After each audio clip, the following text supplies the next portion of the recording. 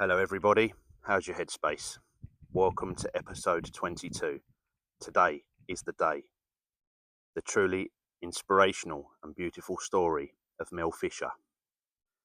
But before I tell you this remarkable tale, I must give a shout out to David at 360 Security for having me on his podcast recently. We only scratched the surface, but if you want to know the chaos that goes on in the security industry, and you fancy a giggle, I will leave the podcast in the description below for you to check out. So, every morning for 16 years, Mel Fisher woke up and said the same four words: today is the day. Even after his son tragically drowned, even after bankruptcy, even when everyone said he was insane, on July the 20th, 1985, his radio crackled into life. Put away the charts, we've hit the pile. Mel Fisher was born in Indiana, 1922. He survived D-Day and came home and opened a chicken farm in California. By all accounts, he should have lived an ordinary American life, but Mel had read Treasure Island as a child, and the dream never left him. In 1953, he sold his chicken farm and opened one of California's first dive shops. He became a pioneer in underwater exploration, developing new diving equipment and techniques. But Mel wasn't interested in just diving. He was obsessed with shipwrecks, with history buried beneath the ocean, with treasure. The early 1960s, Mel moved his entire family, his wife Dolores, and their children from California to Florida to hunt for Spanish galleons that had sunk centuries ago off the Florida Keys.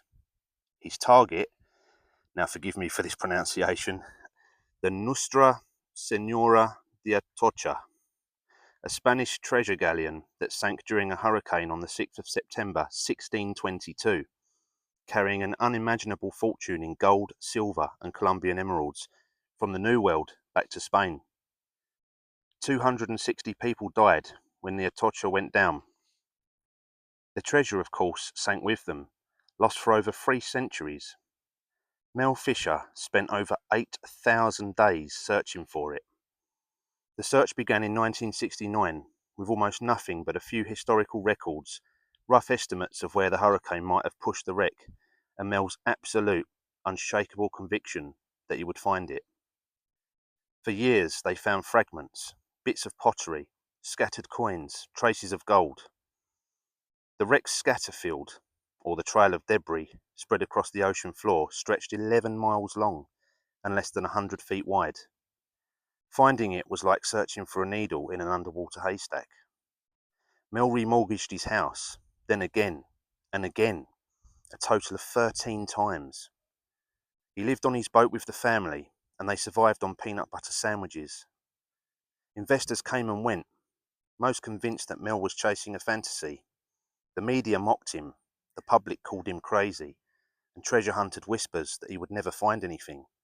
But every single morning, Mel Fisher woke up, looked at his crew, and said with absolute confidence, today is the day. In 1973, they found 3 silver bars that matched the Atocha's manifest. Mel knew he was getting close. In 1975, his son Dirk, young, strong, and passionate about the search, found 5 bronze cannons with Atocha's markings. The family celebrated. They were getting closer.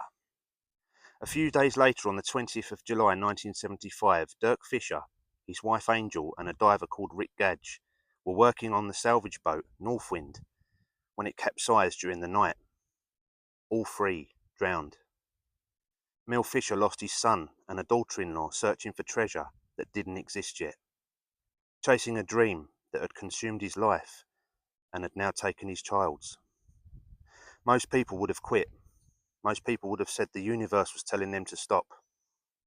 Mel was crushed, devastated. His wife Dolores was shattered.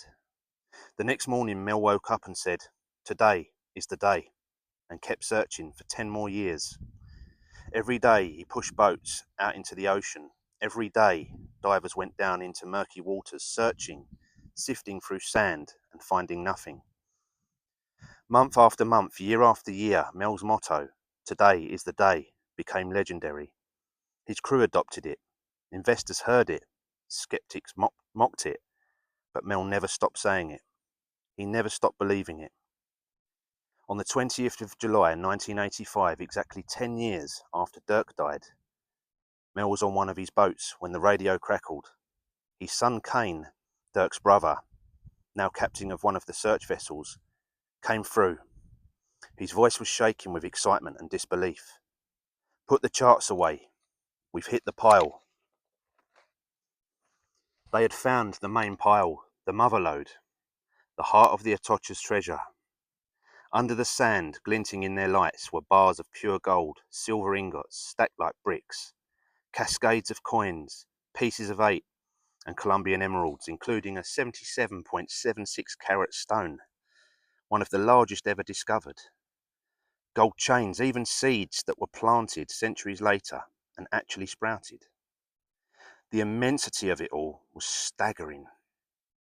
The treasure was valued at over $450 million. Some estimates reached $600 million. After 16 years, after losing his son, after bankruptcy and ridicule, and endless ocean days with nothing to show, Mel Fisher had found the greatest underwater treasure discovery of the 20th century. But the battle wasn't over. The US federal government immediately claimed ownership, arguing the wreck was in federal waters. The state of Florida sued, insisting wrecks within Florida's 3-mile territorial limit belonged to the state. Spain entered the fray, claiming that they were the original owner, so they deserved the treasure. Mel Fisher, who had just spent 16 years and lost his son finding this treasure, now had to fight for 8 more years in court to keep it.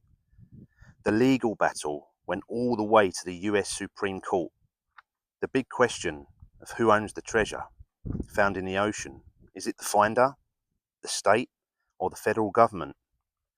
In 1982, a federal judge ruled in Mel's favor, marking the first time federal admiralty law was found to supersede state salvage law for wrecks in the state waters. Under the settlement, Fisher's salvage company would keep 75% of all recovered treasure, with 25% going to Florida. Spain's claim was rejected. Mel Fisher, the chicken farmer from Indiana who everyone said was crazy, officially became the rightful owner of $450 million in treasure. He had been right all along. Today is the day had finally become true. Mel Fisher spent the rest of his life sharing his treasure with the world. He opened the Mel Fisher Maritime Museum in Key West, Florida, where portions of the Atocha's treasure remain on display today. Gold coins you can touch, emeralds you can marvel at, artifacts that tell the story of 1622 Spain and the people who died when the ship went down. He continued searching for the remaining treasure, hundreds of millions in gold and silver still believed to be scattered across the ocean floor. His family carried on the work during the diving the wreck site, finding new artifacts, living the adventure Mel had dreamed of. Mel Fisher unfortunately died on the 19th of December 1998 at 76 years of age. He was celebrated in Key West as a legend, named King of the Conch Republic 4 times.